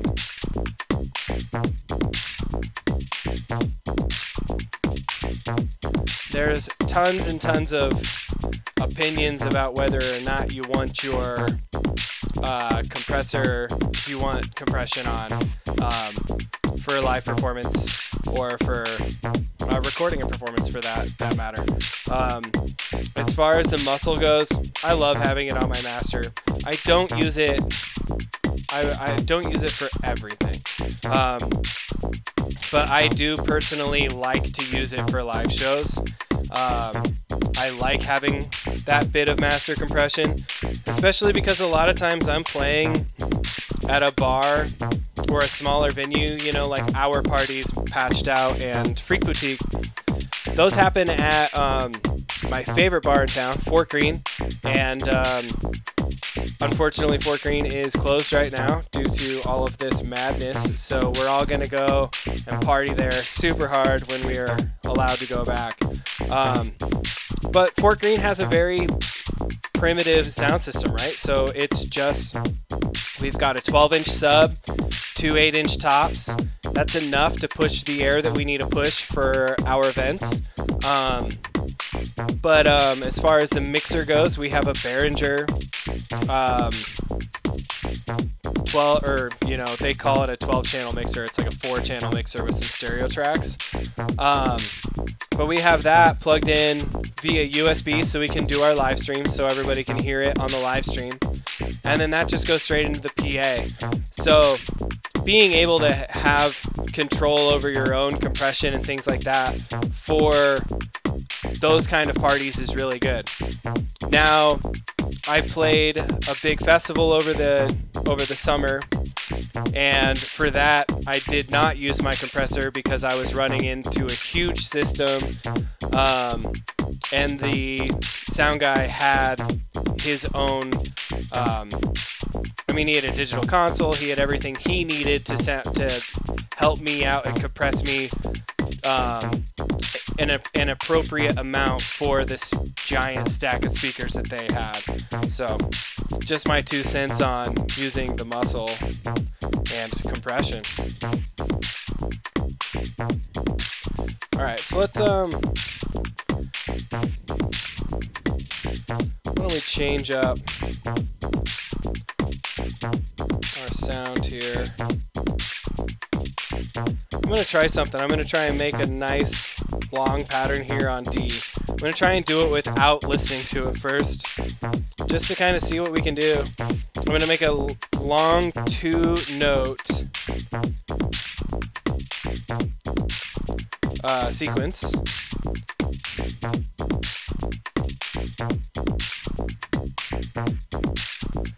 And then I'm going to make a lead. Let's go change up our lead here.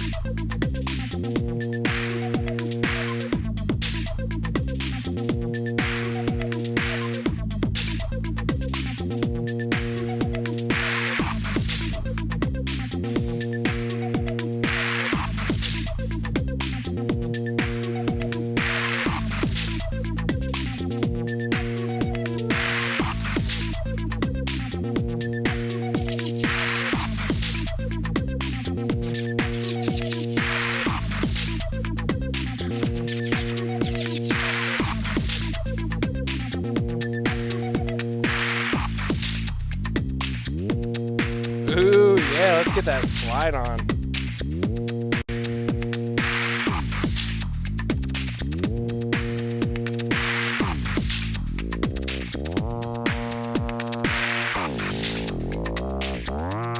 Thank you, Richard in Pittsburgh. I'm rocking your shirt. You can't see me, obviously, but using the rocking your sweatshirt because it is cold in here. Just so you guys know, my studio is in like a tough shed. It's in a 12-foot by 20-foot shed that I'm very blessed to have. The guy I bought the house from was originally my landlord, so I got to rent this house. My wife and I, when we were dating, were able to rent the house. And then we were able to purchase the house, which is even cooler. But I swear my landlord used to grow weed in here, man, because there's an outlet like every 4 feet. And the whole thing is insulated. So I'm just going to give you guys a quick little tour here. But the whole thing's insulated. And that's super, super nice. And I mean, yeah, it's got a bunch of outlets, really nice power. So it's a good place to be, but it is a little cold because there's no heat. But I've got a drum set. I've got my stack of vintage synths. Just, you know, every synth nerd's kind of paradise, in my opinion. And I've got my personal rig and a bunch of garbage up on this desk, so we won't focus on that too much. And then it's going to take me like 20 minutes to figure out how to get this camera back in a good spot. But yeah, so really stoked about the spot. But yeah, you got to have those, got to have a sweatshirt. So I appreciate you, Richard. Thank you for the awesome, warm sweatshirt.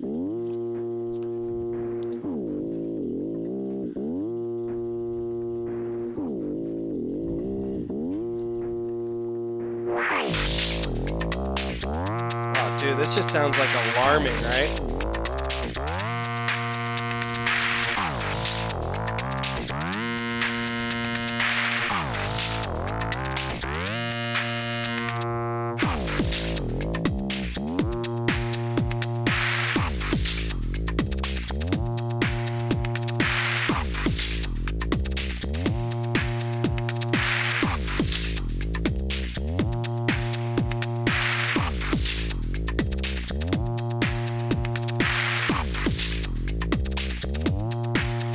So again, here's that slew just going to town.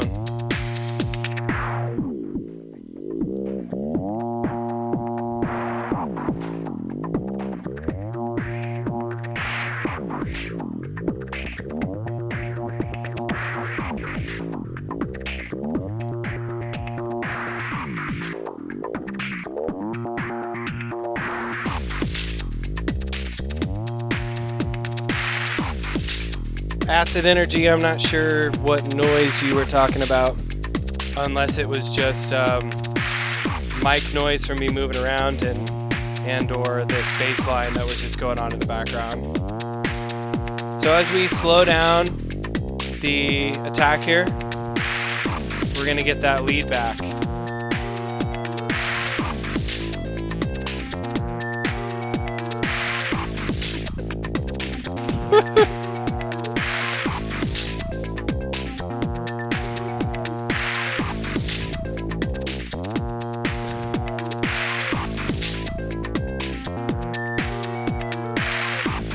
So this is why you should always come to the WMD booth during a trade show, because we're likely to be jamming as hard as we possibly can, because that's what we like to do.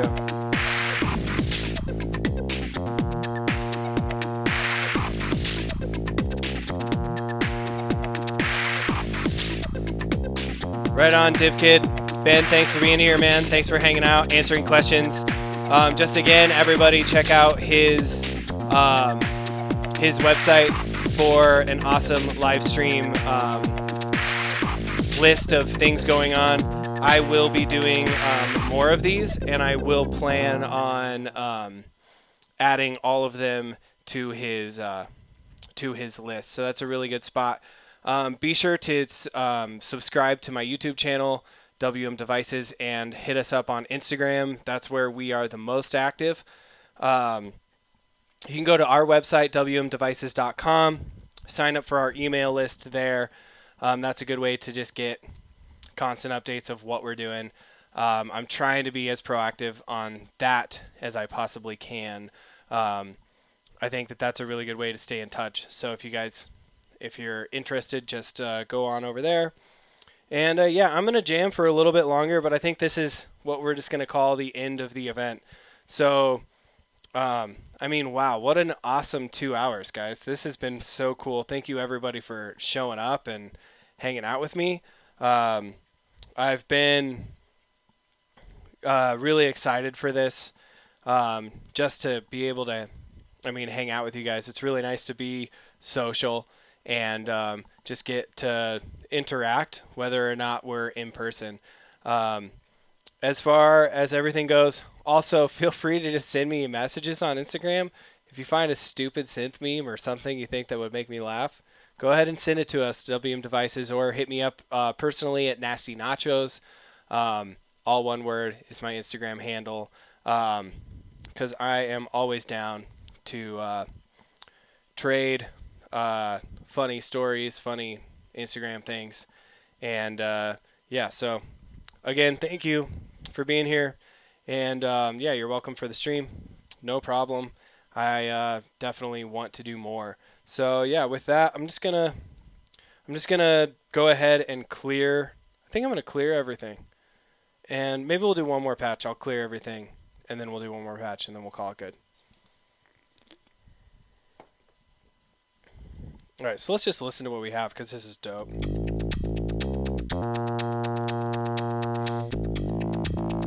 Man, I love that sound.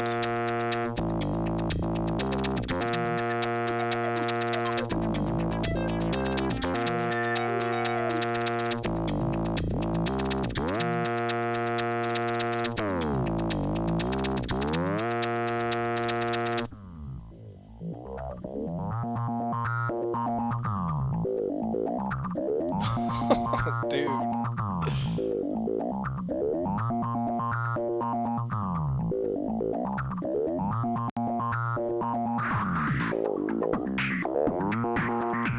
As far as when I'm going to do another live stream, I don't have anything planned. I'm just going to be putting them on our Instagram and on Ben's list, TiffKid's list. There will be a bunch of stuff coming out during Super Booth. So we'll be doing some stuff with Sonic State. I know that they're really being as proactive as they can be to keep us all informed on what's good and what's coming out. So pay attention to their feed as well. And then yeah, I'm gonna be randomly coming on and just doing streams. And then I'm considering doing my own YouTube channel, or Twitch or something like that, just so when I'm jamming I can stream it, and if people want to tune in they can. And yeah, we'll be doing this again no later than Super Booth. That one will be in the morning in the US again, in order to try and get more people in Europe to be able to check it out in real time. And then we'll be doing I definitely am going to do a US one where it's like 2 o'clock or 5 o'clock here, but you can plan on that for the Saturdays and things like that. Don't clear it. Save everything you do till your Metron has no memory left. Mitch, do you know that Metron has banks? Or are you on one bank, or did you really fill up all your banks? Because if you filled up all your banks, that is super impressive. But if you want to go to banks, you just go into memory. You can see I've got these things saved. You can turn this encoder here, and you've got 8 banks of 64 slots. So, dude, if you saved that many things, I'm really, really impressed. I'll save this just for you, Mitch. I'm on my way with this demo case that gets cleared every that one again. Wow, Mitch, you're crazy, man. You're crazy.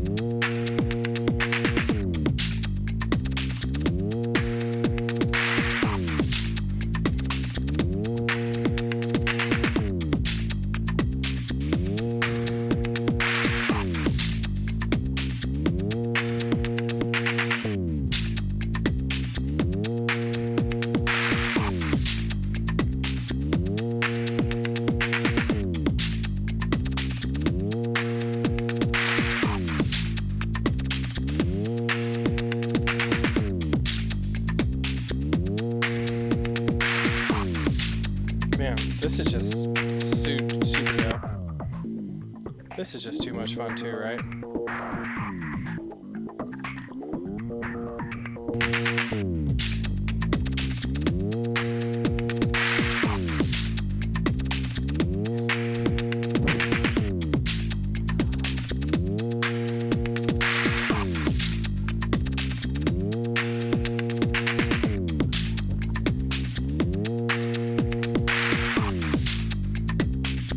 Alright, so let's clear it out.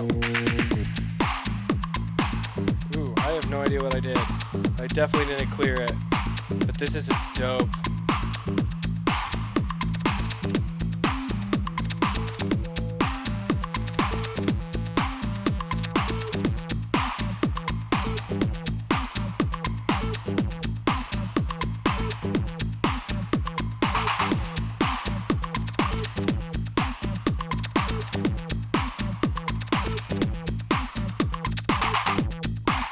Man, I can't clear it. It's just so good.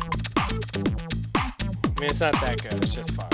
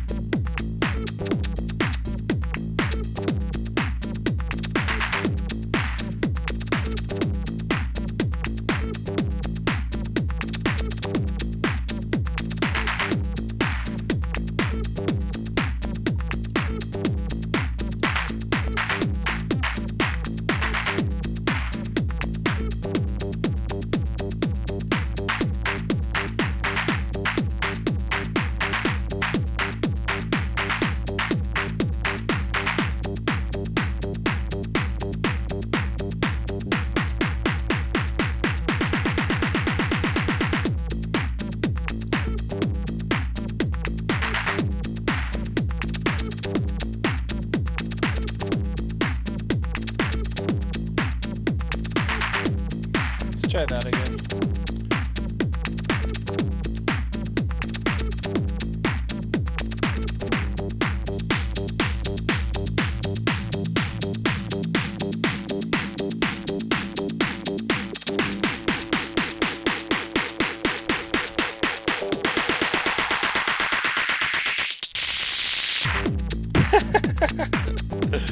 Oh man, I am out of practice on that one.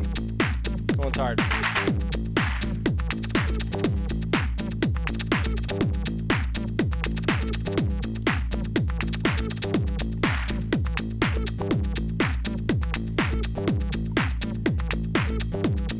Alright, so let's clear this out now. There we go. We are cleared.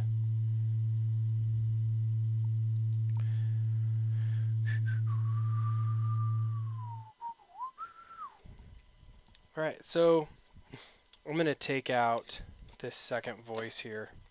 We'll start over on the second voice so I know where I'm at when we get there. But for now, we're just going to use time warp as a slew and for one channel because it's super fun. So first things first, let's go a little bit faster here.